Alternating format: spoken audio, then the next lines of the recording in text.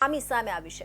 મોડાસા તાલુકાના ટિંટોઈ પોલીસ સ્ટેશનની હદ વિસ્તારમાં આવેલા બામણવાડા ગામે રાત્રે 5 અજાણ્યા શખ્સો દ્વારા 5 થી 6 અલગ અલગ જગ્યાઓ પર ચોરીને અંજામ અપાયો હતો।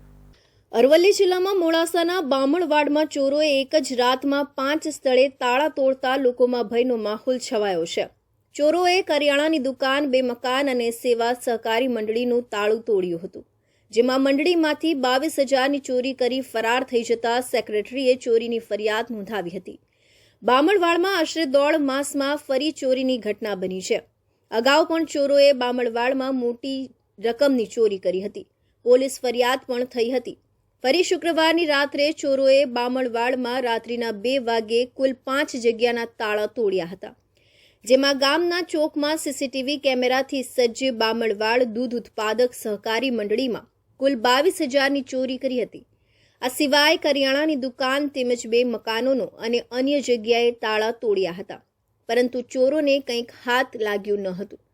સતત 1.5 મહિનામાં એક જ ગામમાં ચોરીના બનાવોથી બામણવાડના ગ્રામજનો ભયભીત બન્યા છે।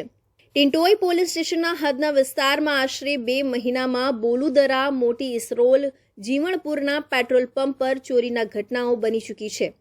ટિંટોઈ પોલીસ ચોરીની ઘટના થયા બાદ પંચનામું કરવામાં આવે છે, ફરિયાદ પણ લે છે, પણ ફક્ત કાગળ પર જ કામગીરી કરતી હોય તેવું આ વિસ્તારના લોકમુખે ચર્ચાઓ વહેતી થઈ છે। ટિંટોઈ પોલીસ રાત્રે પેટ્રોલિંગમાં કેમ ઉણપ જણાય છે તેવું ગ્રામજનોએ જણાવ્યું હતું।